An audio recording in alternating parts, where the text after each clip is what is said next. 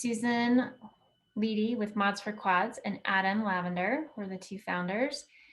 And we are welcoming Jared Evans today from Reno.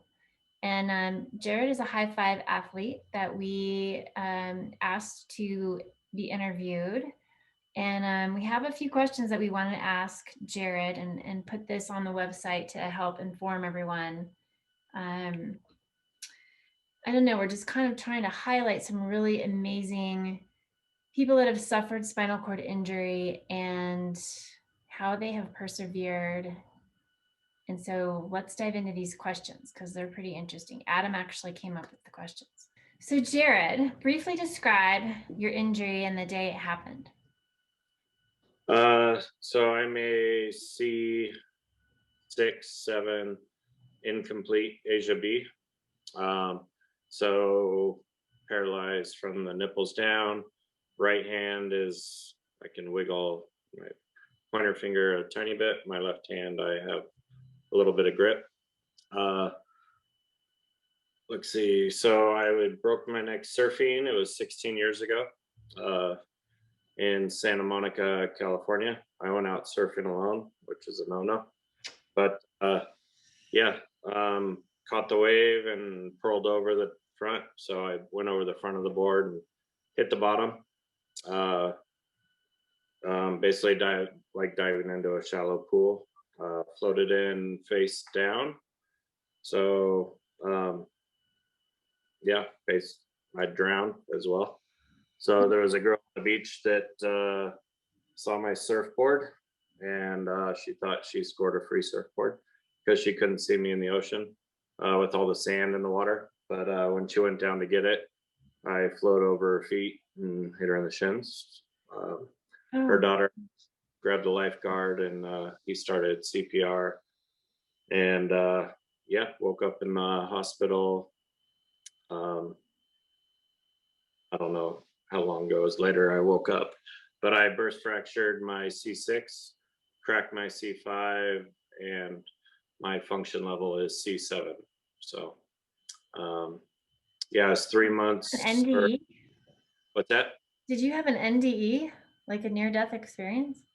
Yeah, I died. The lifeguards called my mom. I think it was 6 hours later once they found my car keys and found my car, and then found my phone. They dialed mom in my cell phone, and they told her they found a body in the ocean and she would need to come to LA and identify the body.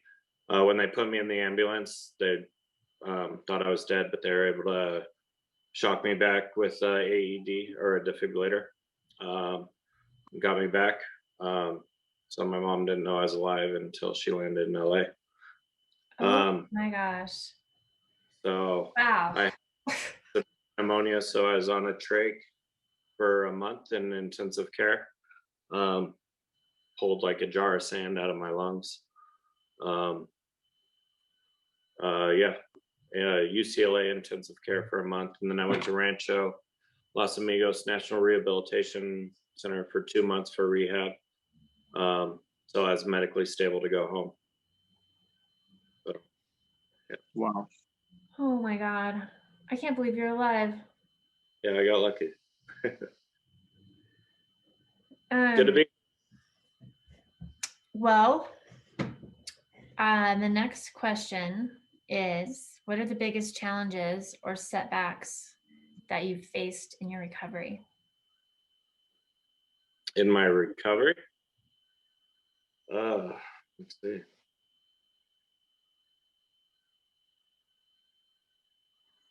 That's a tough one. Setback. I was engaged right after I got injured. I got engaged, and that didn't end up working out. So that was a bit of a setback, but also a motivator, I guess. So in the long run, it pushed me to be more independent.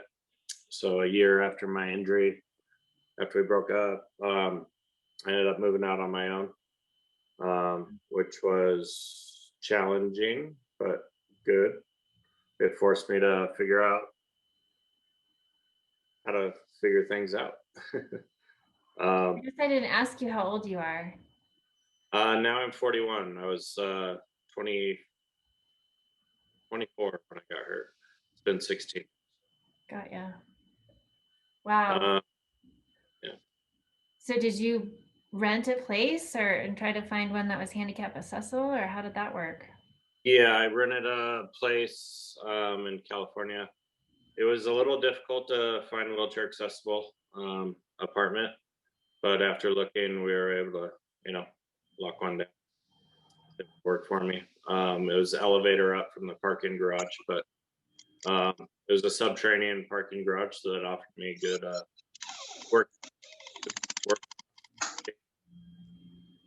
I wasn't able to drive or anything, so I'd just go down and try and push outside Are you little by. driving now? Yeah, You um, are. yeah. I started driving. I think it was 2 years after my injury. So, Um, what have you found to maximize your recovery and improve the quality of your life? Like, how did you go from there to here? What have been the most effective things? uh, the will to try and the will to fail, and to figure out ways around it, I guess I would say. Um, Before I would ask for any help, no matter what it was, no matter how hard or how easy, I would try it three times, even if it's something I do day after day after day or multiple times a day. I'd give it 3 attempts before I asked for assistance. Living on my own, I didn't really have the assistance. I'd have someone come in and help me out, a PCA, um, with in-home support services or whatever, to come in, help me with laundry and cleaning. But even when they're there, I always try 3 times before I ask for any help. Um, Before I knew it, I was able to do a lot more than I was ever thought I could do, and figure out ways to do things that I couldn't do myself. So as far as picking stuff up off the ground, I mean, it could be anything: transferring, showering, bathing, bowel, bladder programs. Um, yeah, just the ability to figure things out and adapt to figuring things out. So I guess. Do you feel like there's any, one or two really nifty tricks that you're like, wow, somebody really needs to know that I figured that out? Because that could be really helpful to somebody. I probably have 100. I can't think of it like right offhand. Um,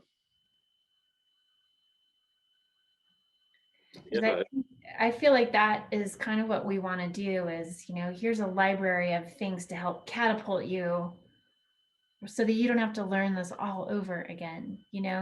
And it's people yeah, like you that are persevering to like and be creative that could be helpful to other people. yeah. For me,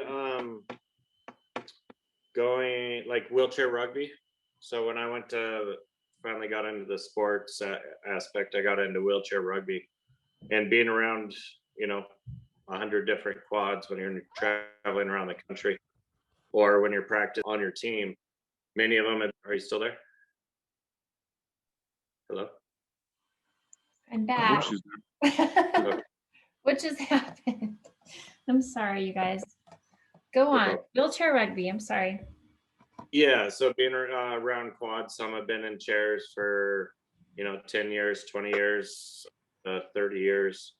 Um, just watching them, the shortcuts, how they transfer, get in and out of the bat, or in and out of their chairs, in and out of their cars, how they drive, be willing to talk to other quads. And one thing I found is talking to you know other people in the same situation, or watching them. Everyone's wide open, or basically an open book. You can ask us anything from, sex to bowel program to bladder to travel to flying to driving long distances, what kind of cars work, what's good for work, going back to school. It could be anything, and everyone's there to help. You just have to be willing to ask. Yeah. As far as a specific thing, though, that's tough. You'd have to. I don't Okay. know. No, Adam says the same thing. It's kind of like you're kind of instantly connected on a level that no one else can really appreciate. Yeah, it's a brotherhood that no one wants to be a part of, but Yeah. yeah, we're in a club no one wants to join. All But right. once you're in, I'll have to pick your brain on a more specific panel discussion on some of those tips and tricks that you have later. yeah, I mean that's one reason I got into peer mentoring so much too. I think is it it's the best way to help someone is to show them individually, see what they're having problems with, and then you can actually, show them what works for you. Now, when you talk about pyramid training, is that a specific type of training that you learned, or is that just a, Real life skills, but the training I went through at Rancho taught us how to deal with other people in a clinical environment. So at the hospital, you know, what questions, yeah. That was the hospital provided that to me when I went back to work for them. oh, I was one of the first peer mentors that graduated their program. And then I became a mentor and then I became a life coach after that. So with them. awesome. What kind of life coach program did you do? It was through the hospital as well. It wasn't a off-site program, but it was their certification basically. And how often do you do that? Is that something you do a lot of? Now, no, because I'm Doreen from LA. But I was doing that 5 days a week at the hospital when I lived down there. So Oh, I'm trying to bring those programs here to the Reno area. and they weren't able to pay you for that at the time. Rancho they were, but not here in Reno. Oh, okay. With grant and funding through the hospital of the city of LA. Christopher Dana Reeves Foundation supplied some funding as well to that No Barriers program I told you about. And yeah, they have 30, I believe 30 mentors on payroll now. So it's become a really successful program. That's awesome. Okay. All right. So previously, before when you were able-bodied, what kind of athletics were you involved in? I was a big skier. I ski patrolled at Kirkwood Ski Resort locally, and I did wildland firefighting. I was a big uh, mountain biker. I did pretty much any sport I could. Skiing was my big one. I competed slopestyle, big air competitions. Wow. Um, And so surfing wasn't really your gig. It just kind of had a tumble on that whole. yeah, once I moved, I lived here up in Lake Tahoe, and then once I moved away down there to go to I moved down there to go to the fire academy to get into urban firefighting. Um, I was kind of bored down there, so I picked up surfing um, from all the other mountain sports I did. But yeah, it ended up biting me. I So mean, yeah. Even all the surfers that you see anywhere, they're always cut up and beat up. But here yeah, in Colorado, we have so many people that are injured from mountain bikes. It's crazy. yeah. So being and I would want to ask you, like, mentally and physically, what tools or strengths from before your injury have you relied on throughout your recovery, like your character? Uh, kind of work ethic as far as not giving up, not laying in bed and letting the walls close in on you. Getting out every day. I mean, I'm 16 years post injury. I still consider everything I do therapy or, to better myself and my condition, make life easier in my situation. Uh, yeah, I think work ethic is a big part of it. Um, yeah, and wanting to better yourself. Yeah. What are some of your current goals right now Uh, in your recovery? I mean, in recovery, you uh, can address whatever way, but I mean, physically, mentally, spiritually. um, physically, lose a couple pounds. I have a little bit of quarantine weight. We're not able to play rugby or, um, skiing and off-roading is really the only sport outlets I have right now. Um, so yeah, get active or be a little more active. I do mountain biking as well, which is good. That's some good cardio. Spiritually, just stay on track, not let things get you down. Um, I've been pretty lucky in that aspect. Never went through any severe depression or anything. I think being active in sports and the way I got hurt helped me with that, before and after. Yeah. So um, I broke a lot of bones, playing sports before the big bone, or before my neck. So I always knew you had to pay to play, um, so to say. And so I always knew there was a possibility. I just didn't expect it from surfing. I always thought it'd be, biking or skiing. Right. Are there any types of adaptive equipment or anything that you are working with that you feel are going to help you gain more mobility or more strength or Uh, Not too much. I mean, just as far as the adapted, like my car or your toys, my mountain bike is all set up quad. It's a G trike, and I actually have a bow head that's coming soon, nice. um, which I just have to set up for a quad. I have a go kart that I set up with quad controls. Um, I have a side by side that's all adapted as well. Um, that gets Where do you me keep out. all this stuff? What's that? Where do you keep all this stuff? I got the garage. No room to park in it, but the toys are there. They keep me safe. So you have to have outlets to stay sane, I've found. Oh, for sure. Okay, then there's one last question on our list, and that's what advice would you give to your previous self following your injury? Be willing to talk or seek out other quads, or people in my situation, or with my level of injury, and learn from them sooner than waiting so long.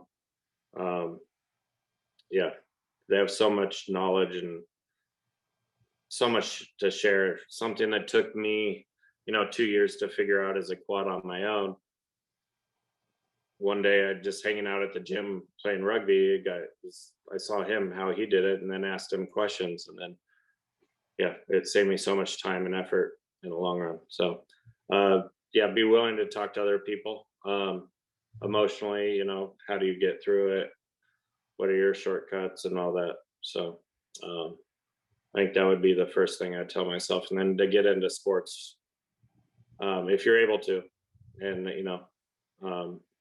medically stable and able to find whatever outlet. For me, it was sports. It could be art. It could be anything. Um,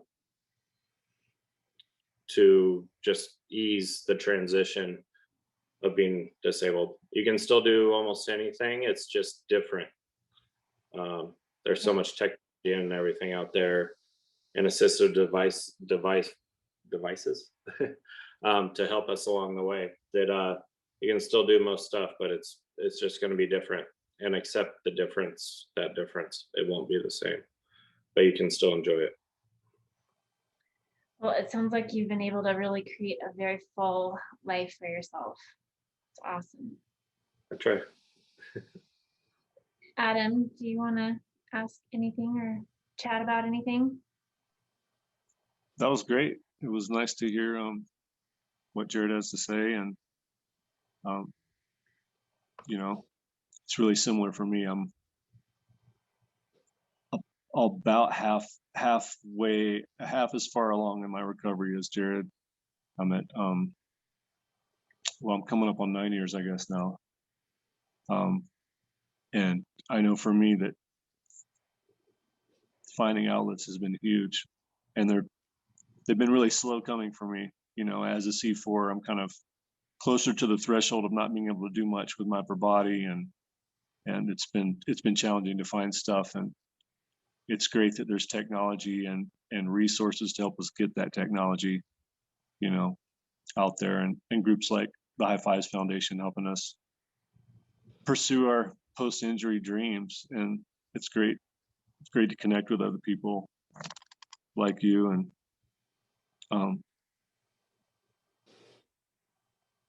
I look forward to us bringing more people together in general, you know, and sharing more stories and making them more accessible to people.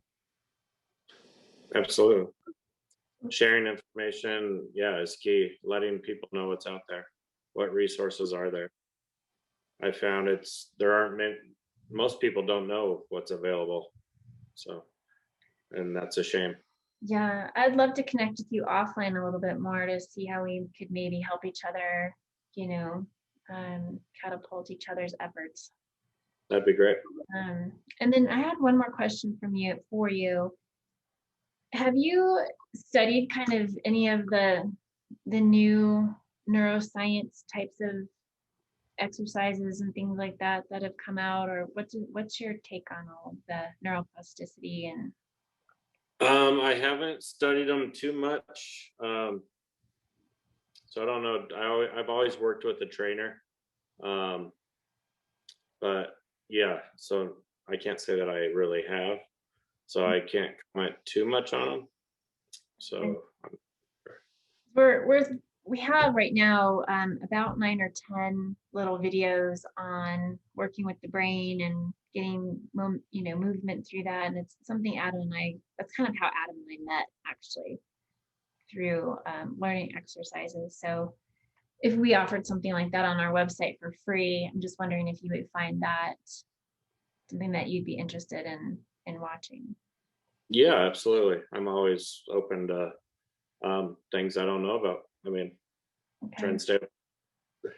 Well, we're trying to launch our website in April. I would love to have you join as a member, and just for free, and to interact with you more. And yeah, I mean, I just want to say good job on everything you've done, all the giving back you're doing. I mean, it sounds really amazing. Oh, thank you. You guys too. I hope it all goes great. I'd love to be a member of that. Thanks, you guys. Thank you. Nice to meet you.